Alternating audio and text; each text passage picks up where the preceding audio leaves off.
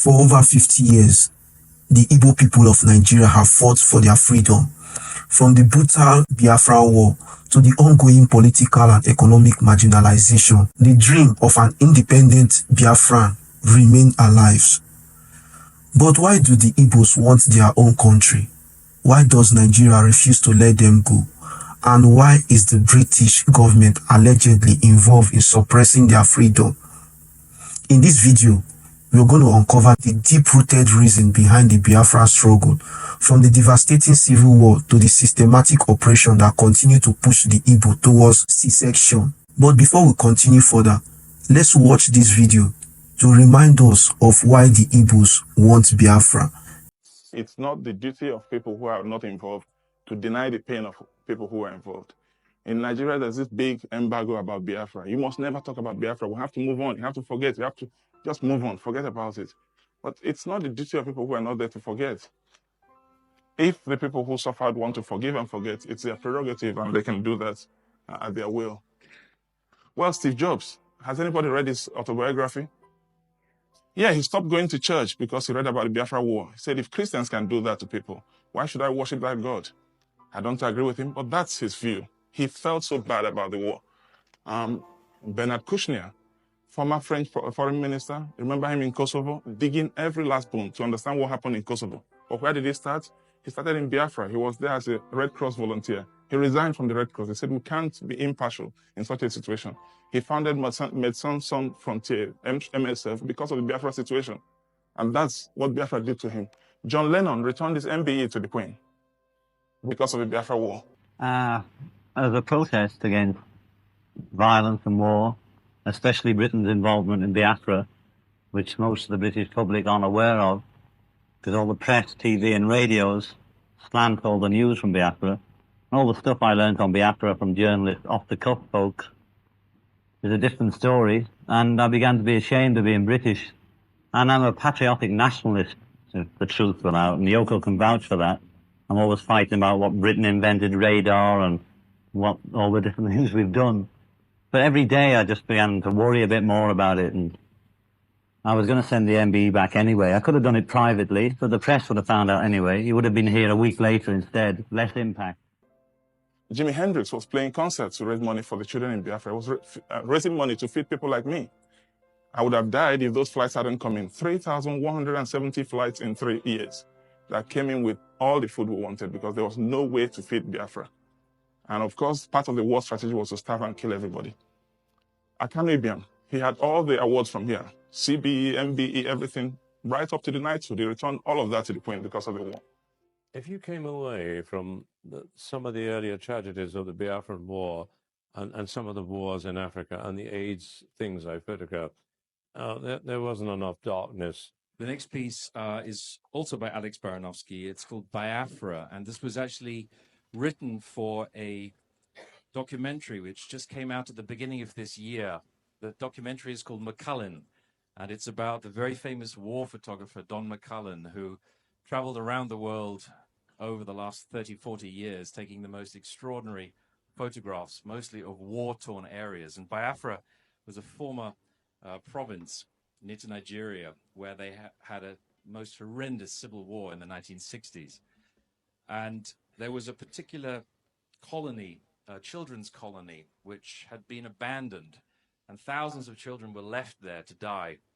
And Don McCullen arrived at this place in Biafra to find all these children there.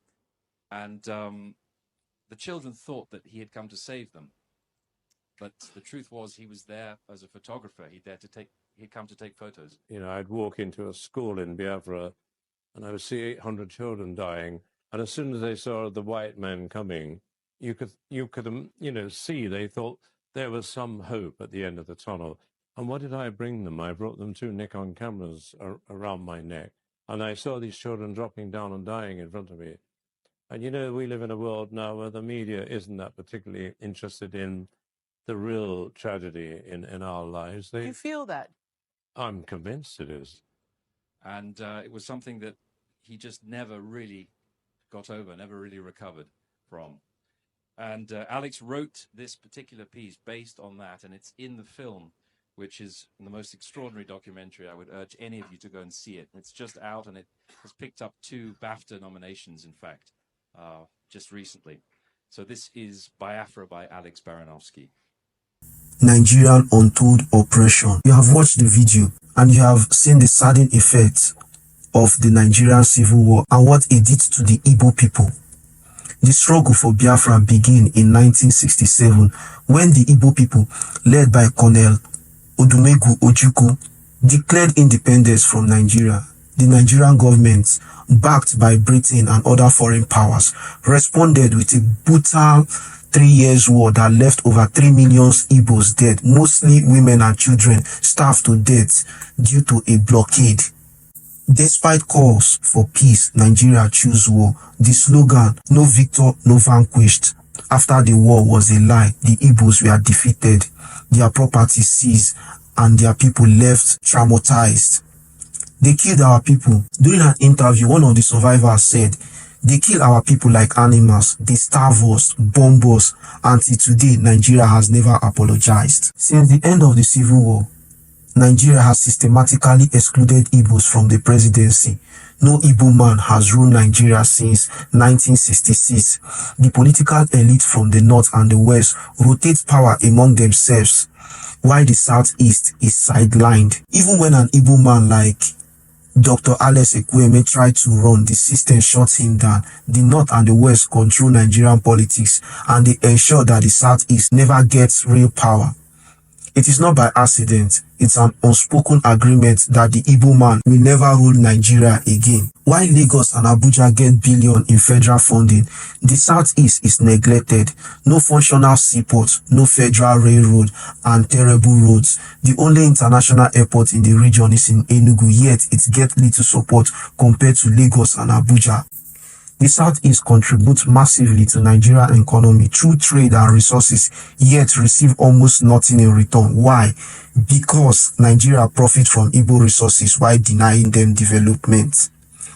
The hatred for Igbo in Nigeria is real. Even the revolution fighter Shewore talks about it, that Igbo are the most hated people in Nigeria. From social media attack to violent programs, Igbo are treated as second-class citizens.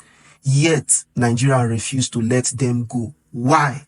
Because the Southeast has massive oil and gas resources Nigeria depend on. If Biafra becomes independence, Nigeria loses billions. That's why the government cracked down on IPOB, indigenous people of Biafra, and other pro-Biafran groups.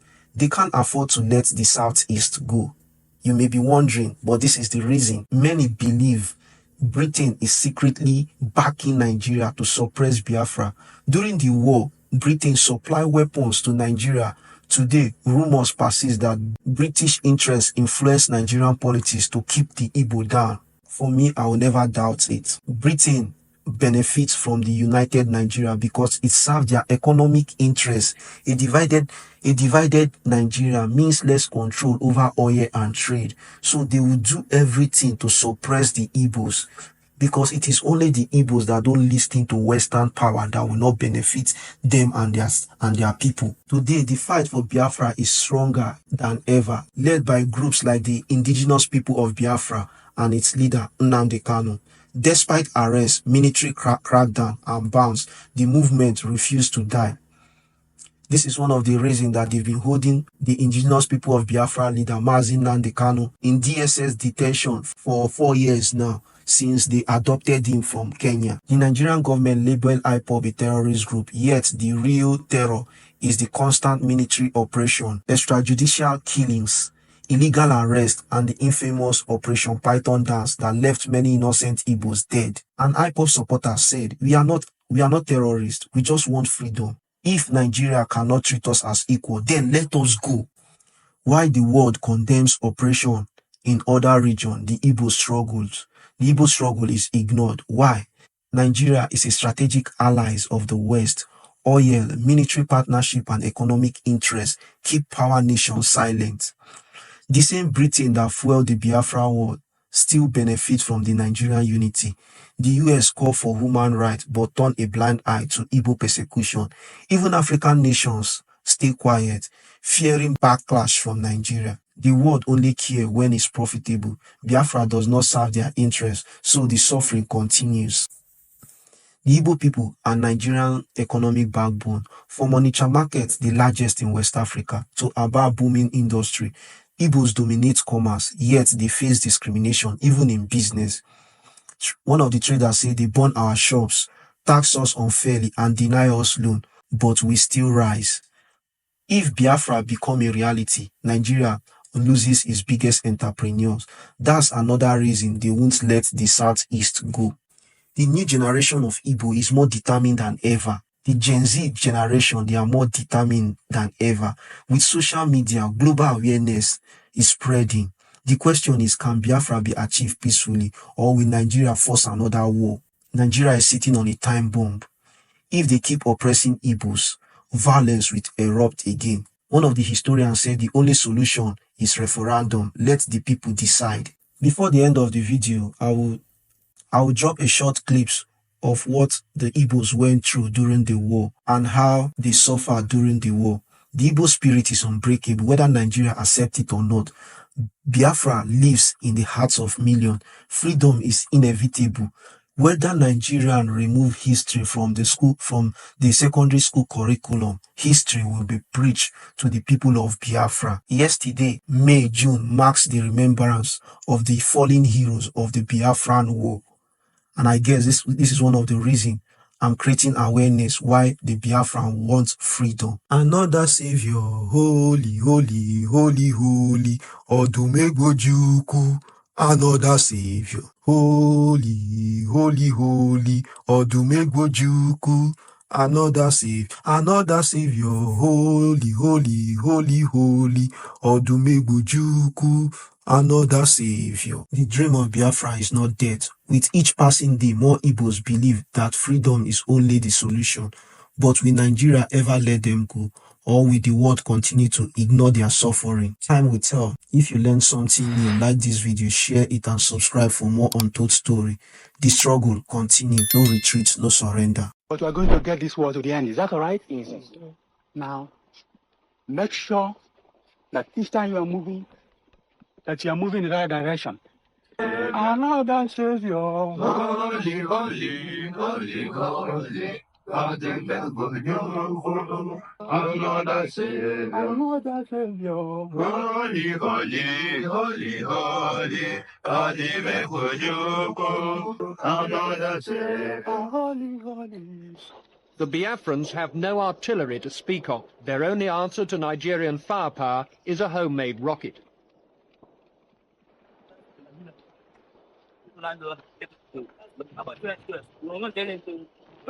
The importance of Biafra History Month. To all of Igbo, Biafra History Month is marked every May across our Igbo and remembered by the diasporas as well.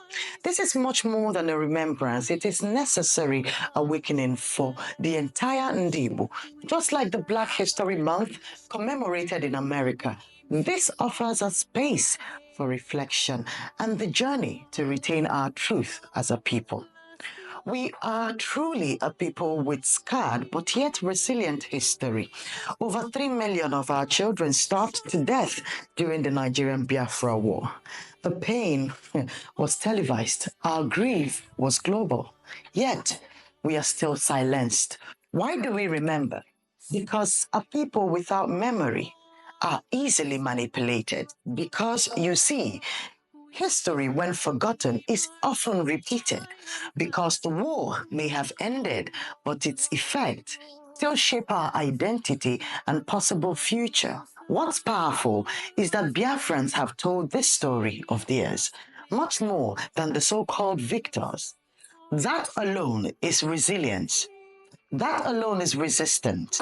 That alone is survival. History is usually written by the winners. But then we as Ndibo insist on writing our own story. Questions that we must ask ourselves. Why did Biafra really happen? And what did we learn? What are we refusing to learn as a people? And why does this conversation remain at the center of every Igbo discourse, even today? Biafra History Month isn't just for remembrance, it is a call to understand and to act, to pass down our stories without distortion, to honor our heroes, to educate our children, and to reclaim our dignity as a great people. The Nigerian state may have erased our history from the schools and from the books, but we must not let our memory be erased because we remember. We owe our offsprings and our ancestors to preserve and to proclaim our identity and story as Igbo. For more information, follow us on all our social media platforms, like, subscribe, and share.